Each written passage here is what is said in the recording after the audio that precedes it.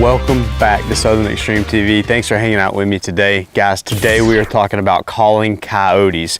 With it being the beginning of February, it is getting ready to be full swing, coyote running, barking, howling action. So I want to talk a little bit about some calling tips, or not tips, but one specific tip in general. And it's a mistake that a lot of beginning coyote hunters make, and it's a mistake that I made when I first started out, and it is calling way too loud. And a lot of people will make that mistake when they first start hunting.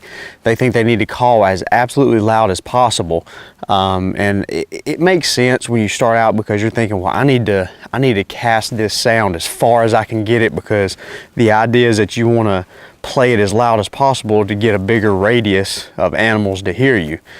And even though that might make sense to a beginning hunter, it's not the case whatsoever. Sometimes you want to be really, really quiet.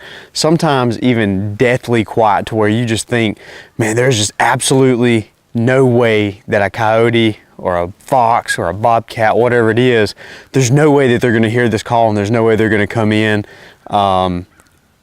and let me get a shot at them. And it's actually funny, the way that I figured this out when I was learning and just fighting my way through trying to call in animals. And basically the way that I learned was just trial and error. And what happened is I actually was playing my Fox Pro call, and I thought that I had faded my sound out, and it was on like volume maybe 3 or 4. I couldn't even hear the call going off. And I had a coyote come running in the middle of the day. And after that, it's like a light bulb hit, and I realized that I was calling way too loud. Now, there are times absolutely that you can be a little more aggressive, and you can be a little louder than usual, and typically that's in the middle of February to the end of February, maybe even possibly the beginning of January if you have cold enough weather and it pushes those coyotes breeding season up that early. But typically, if those coyotes are breeding and they're running around in if you want to call it the coyote rut, I guess, you can be a little more aggressive. You can be a lot louder than you typically would in November, December, early January, and even on into March. A lot of times in those little areas, sometimes I play really, really quiet, and I'm really, really reserved on my calling. And the reason being is, if that coyote is just not fully committed, a lot of times they'll kind of circle and just kind of work their way in and out. They might even act like a bobcat. They might even come in within 200 yards and just kind of sit down, smell, listen, watch, look, just kind of see what all's going on and try to analyze the whole situation. And a lot of times, if you're just sitting there screaming, howling, and playing distress sounds as loud as it'll go, it'll just kind of freak them out, and they're just kind of step back and say, I just don't think I want to go in there all the way.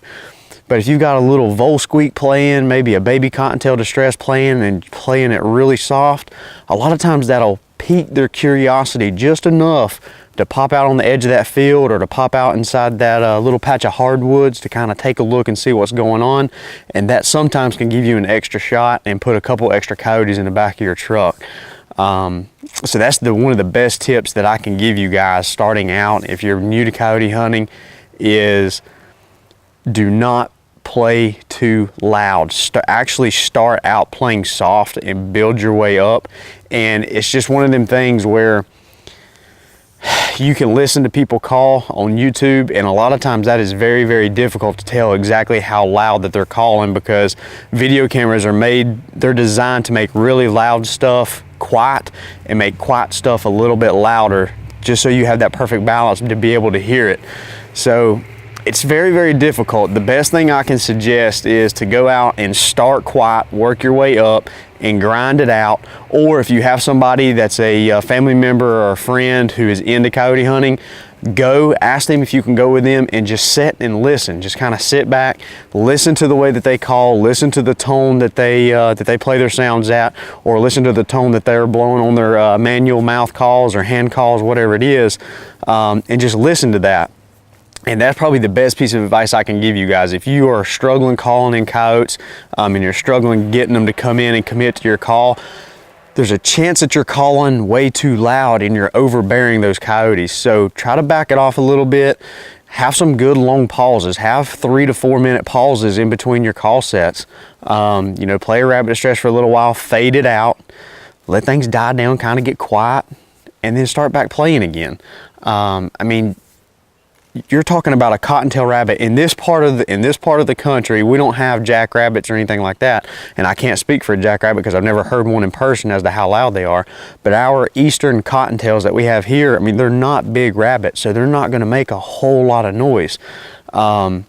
And sometimes I even like to play quieter than what a typical cottontail would sound if you've jerked one out of a rabbit box or anything like that. So that's the best piece of advice I can give you guys. If you're starting out coyote hunting, or you're struggling calling in coyotes, you're just not getting the numbers coming in like you think you should, try backing off on your call, try not being as aggressive.